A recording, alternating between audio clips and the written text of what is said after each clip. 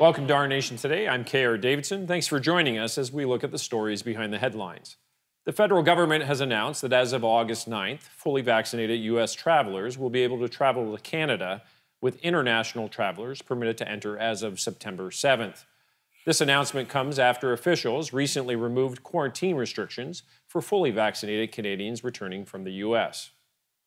Thanks to the rising vaccination rates and declining COVID-19 cases, we're able to move forward with adjusted border measures. As long as things stay on the right track, we'll open our borders on September 7th to any traveler who's fully vaccinated with the Canada-approved vaccine at least 14 days before arriving. As a first step, on August 9th, we will be opening non-essential travel to Americans who've been fully vaccinated for at least 14 days. This is in recognition of our unique bond, especially between border communities. The announcements come amid pressure from groups in the U.S. and Canada advocating for businesses to be able to capture some of the remaining tourist season and for the restoration of relations with family members. With me to discuss this and some of the details of the announcements is my co-host, Rachael. Hi, Rachael. Good morning. So we're taking a look. We've got a variety of different issues that we're dealing with regards to the border concerns with the U.S. This one we're talking about is the U.S. Citizens and such being able to come into Canada, which has been a long-awaited return of those permissions. So give us a bit of an overview, what's required and what has the government set out in this regard? Yeah, so with this announcements, Americans are going to be able to start coming over here. Fully vaccinated Americans without any kind of quarantine, they'll be able to enjoy vacationing, tourist season, etc.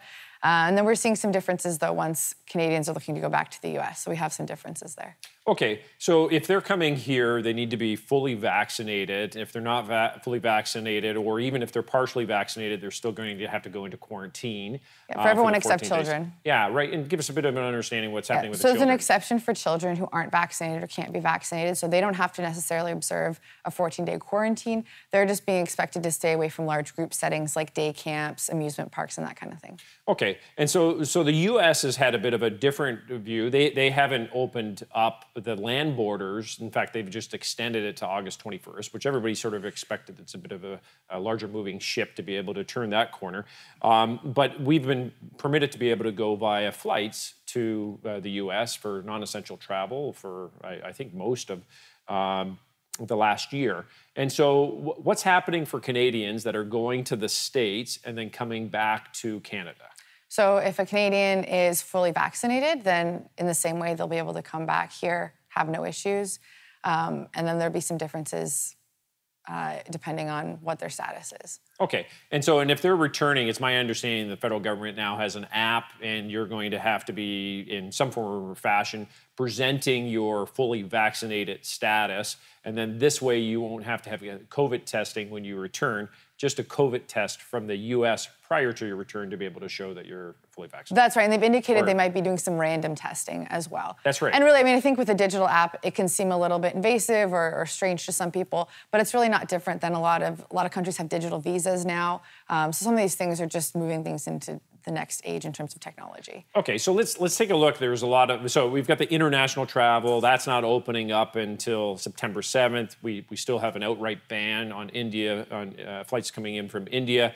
But there was a lot of pressure to allow for this to open up. Give us an understanding of some of the pressure that precipitated this announcement. Obviously, Canada made the land border announcement before the U.S. did. Yeah, well, I think if you're talking in pressure in terms of opening in general, businesses and business advocacy groups obviously have had a big part of this. We all know the economy has suffered. And so with cases turning around, I think that people and businesses are going like, hey, let's open up. And then I think that's one of the more important things to look at in that case. And then, of course, we have the family relationships. And I think that there's dating relationships, there's grandparents, et cetera. So the federal government has exercised a more cautious approach when it comes to addressing travel from the U.S. and other countries. While prudence is generally a positive attribute, there have been many wanting to see a relaxing of the restrictions to allow for the resumption of relationships that have been disrupted by the closures. Whether it is being able to care for relatives, grandparents being able to see grandchildren, or the continuation of relationships, there is sure to be a newfound appreciation for being able to meet face-to-face, which hopefully will continue without abatement. Stay with us. When we return, we'll be looking at a new announcement by Premier Kenney on an LNG pipeline.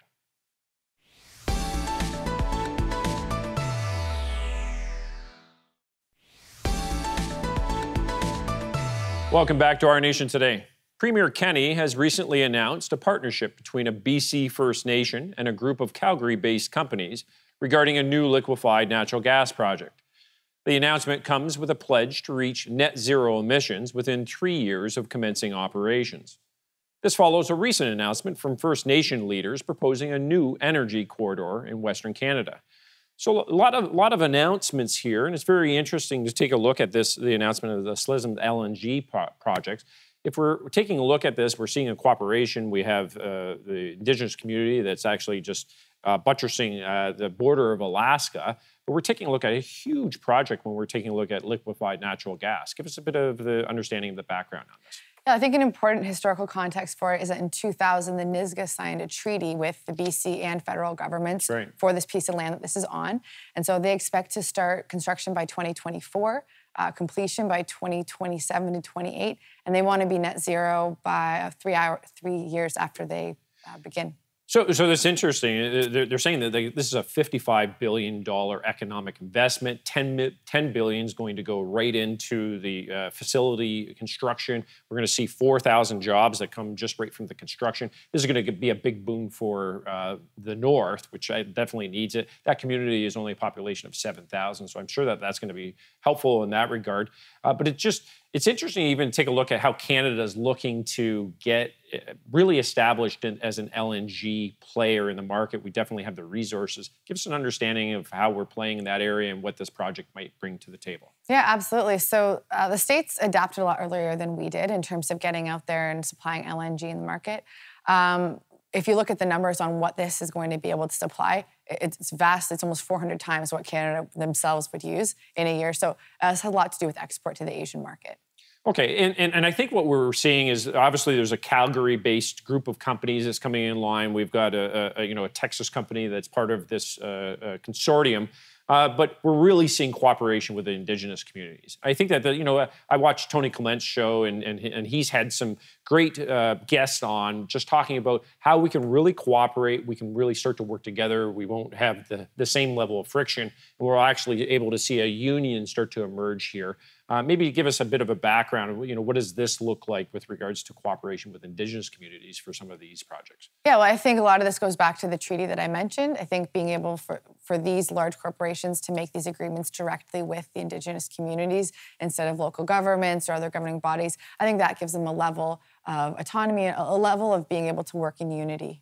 I think it's a great point because you take a look, and we saw an announcement that just preceded this from the Treaty 8 leaders, First Nations leaders, where they're looking to actually build a corridor for the transportation of energy, a western corridor for that. And if you take a look at Treaty 8 on the map, it's the larger part of Alberta and British Columbia. And again, you see certain treaty rights being recognized that are allowing for these things to come into play. And so you're seeing here, Eva Clayton's the president of the Nisga'a Nation, and they're just taking a look now to say, here, how do we start to take the first steps in consultation in that regard? So give us just a little bit more understanding of where's Canada in the LNG market globally, and what will this produce in that regard? Yeah, well, I think looking at the numbers that they're going to produce, I think currently the LNG market is about $260 billion a year, $260 million a year. Yeah. And we're going to be supplying, I think, around 20 of that. So yeah, and significant amount getting into the market. And I think Canada is probably ranked somewhere around having the fifth greatest resources. Right. And I think because of regulation and otherwise, we haven't been really able to get out in the gate and to be able to realize the potential that Canada has in this area. But one of the interesting parts is that there's a commitment here within 3 years to have net zero emissions. And so when you're taking a look, a lot of this is going to be going to Asia to service that market. It's going to be replacing traditional oil and coal. So as much as it's still not wind or solar, we're actually seeing that this is positive from an environmental That's exactly something that I was going to bring up, just the fact that they want the actual production here to be environmentally friendly. But in addition to that although it is a petroleum and natural gas product, it is going to replace some other technologies that are a little older, maybe not as clean burning. And step by step. Especially in the places of the world that are responsible for so much manufacturing of the goods that we consume here. Exactly. It is great to see the beginning of what appears to be a viable partnership between the Nisga'a Nation and some of the largest natural gas producers to establish a projected net zero emissions LNG project.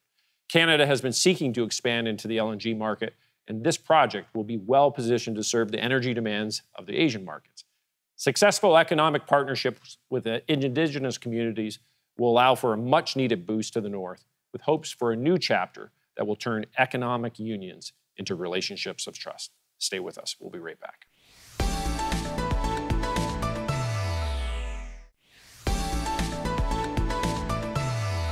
Olympian Quanesha Burks is looking forward to competing in the Tokyo Olympics next week. Her long, hard road of achievement started out from the humble beginnings of working long hours at McDonald's to help fulfill her dreams.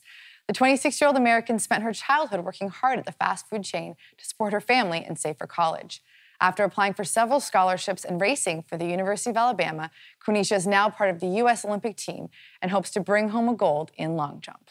So Quanesha has a really inspirational, fascinating story. Why don't you give us a little bit of history or some background? Yeah, I loved it. I love going over this. This is like one of these good news stories, and you love being able to get behind somebody like this. So Quanesha Burks started out, her story, she started out at McDonald's, and she had this goal. She wanted to be able to go to college. And so she was making $100 every 2 weeks, and part of the money she was using to just help her family and of herself and living with her grandparents. And then part of it she was putting towards being able to go to college. And so she was able to go to college, and then subsequently it was able to get some scholarships, and we'll talk more about that. But you can help fill us in on Quanesha Burks and what she's heading for in the Olympics. Yeah, well, I think an important part of her story that she mentions is that working at McDonald's was part of her goal setting and getting towards her goals, but she also recognized that a scholarship was probably going to be the best way to go to university. Right. It was her next So job. she said she just started trying all different sports. She just was knocking down every door, seeing what she was good at, and she eventually landed in track and field. She played basketball as well, so she's done a whole bunch of things. I can't believe this. Like, she actually thought she was going to be able to really excel in basketball, and she was only running to be able to keep in shape for basketball. And then they said, "Hey, you should be doing track and field as well." And then that track and field is now translated over to long jump. Absolutely, and she's had to overcome a lot of challenges, even just with qualifying. I mean, even just most recently, she had an injury that they weren't sure what it was going to look like, whether she was going to even be able to make it. Yeah, her coaches actually thought that she wasn't going to be able to qualify, and so it's just been one of these stories where you can follow around. You can actually see a movie that's going to come out of this. Of course, we've seen some of these other types of stories where people have been able to overcome challenges in great measure. Michael Oher, LeBron James, et cetera, and we'll get into those in a bit. But give us a little bit of understanding. We've got the Olympics, which is opening tomorrow. That's right. She's going to be competing as of August the 1st in long jump. She's going to be going for the gold. Yeah, so Sundays are the preliminaries or the qualifying within the Olympics, and then I think the finals are on August 3rd. So within a week, we're gonna know the outcome of this story.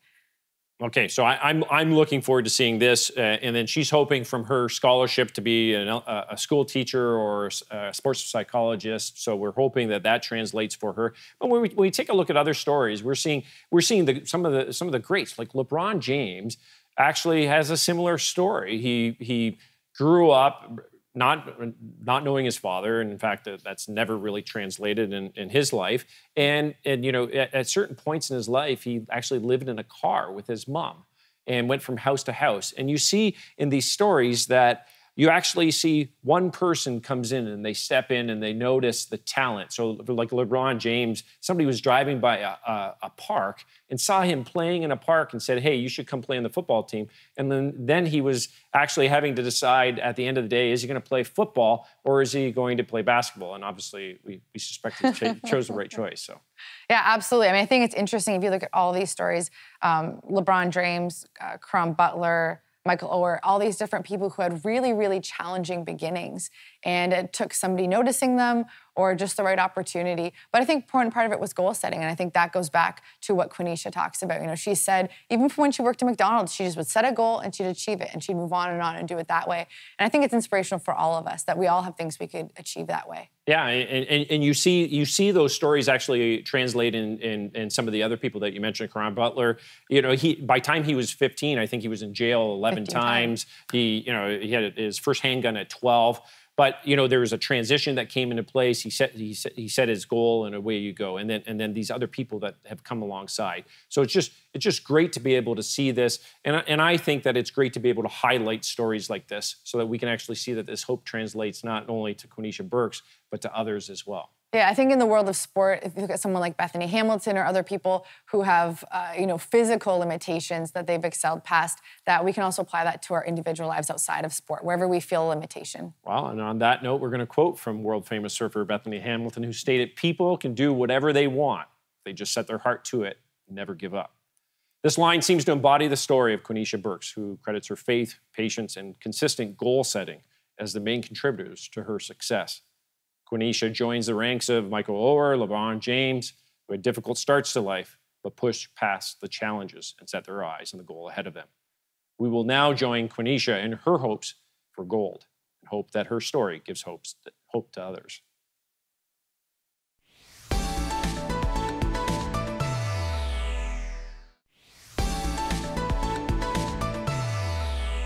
Welcome back to Our Nation Today. Official ceremonies have commenced in Haiti to honor President Jovenel Moise, who was assassinated over 2 weeks ago in his home. President Moise was shot multiple times during a July 7th attack at his private home, and his wife was seriously wounded. The ceremonies come as Prime Minister Ariel Henry was sworn into office on Tuesday and replaced the interim Prime Minister Claude Joseph, who had temporarily assumed the leadership since the president's assassination. Give us a bit of background on this assassination. It seems like it's out of a movie. It does seem like it's out of a movie, yeah. And I think even in terms of discussing it with details, there's always details that come out as things go on. But so far, what we know, it seems like, they're at home, and 29 people actually posing as US DEA agents. Yeah, I heard that there's some allegations of that. Yeah. Storm in and unfortunately end up assassinating him and then injuring his wife. And then the police show up as they're coming out. They engage in some gunfire, and it's gone on from there. So okay, so there's some video clips out there saying that they posed as US DEA agents. There hasn't been confirmation of that as of yet, but essentially what happens, we see 29 people actually get blocked by the police. There's this 24-hour standoff that happens. Several of the guerrilla commandos, were killed in an exchange, and then they held themselves up in the Taiwanese embassy, and then they were able to storm the embassy afterwards and arrest them. But there's this doctor that's out of the States, a Haitian doctor that seems to be quarterbacking or arranged that. Give us a bit of an understanding of some of that. Yeah, well, there's some speculation that perhaps this Haitian doctor in the States is interested in taking over, some kind of political power. But I think the reality of what's behind is it doesn't seem like he would really have the resources to make that actually happen. So it's all kind of speculation at this point. Yeah, I think they're saying that there might be something greater behind it. He's been arrested, but they're saying who financed this and such like this. So President Moise actually has had a challenging tenure as president. He's been ruling by decree for the last 18 months since COVID. That's been creating some strife. Haiti's been having a lot of gang violence. This is not something that's new to them, but it's at a heightened state, and there hasn't been really any effective opposition. Give us an understanding of some of the political background. Yeah, I think that's the challenge, is their parliament hasn't really been functioning properly. For almost the history of the country, you could go on and you could look at the different systems, but especially for the last 18 months. So it's just been kind of by decree. And like you said, there's some unpopularity with the gangs because of that and some conflict that's there. And so I think as this progresses, we'll see really how those things are interacting and why that is. Okay, so let's take a look at the history of Haiti, because Haiti was the first independent Caribbean country. Right. It actually shares the island with the Dominican Republic, but since its inception, it's had a rocky start to stable government. Give us a bit of a background on the history in that area. Yeah, absolutely, it has. nation of about 11 million people. And like you say, from its history, I mean, it's basically been one coup d'etat, another military junta to the next, over and over again. And so they haven't really known stability as a country in terms of political power. So you see that the U.S. came in around 1915. They started to involve themselves in the democratic process. You see from the late 50s until 1986, you had the Duvalier dictatorship in there, and then thereafter you see the U.S. was supporting the government at various times. But Haiti's been devastated by natural disasters. So, they seem like they have this two-front challenge they're dealing with, this massive instability from political unrest. But at the same time, Canada has come in numerous times to be able to help in natural disaster. Absolutely. I think just to highlight, too, on that political side of things, why there's so much unrest and why there's a lack of participation. I think it really has to do with some of the things. All of the official language is French. All the official communications are in French, but 95% of the population only speaks Creole. So you have your education, your official, decrees, your official information from the state coming out in a language that only 5% of the population actually speaks. So and I think that translates right into electoral results. You're only having a 15% electoral participation, and over 7% of the ballots are being disqualified. You can see where some of the challenges are coming from. The continued challenges that beset Haiti is representative of what occurs when the institutions that undergird a nation are undermined by corruption or otherwise. Haitians are severely impoverished, and the need for the basic necessities of life is often undermined by gang violence and political unrest. We hope that the newly appointed Prime Minister has the ability to change the tide in a country that is ripe with potential, but continually devastated by disorder. Both Rachael and I would like to thank you for watching Our Nation Today. And remember, keep examining and know that you are part of the solution.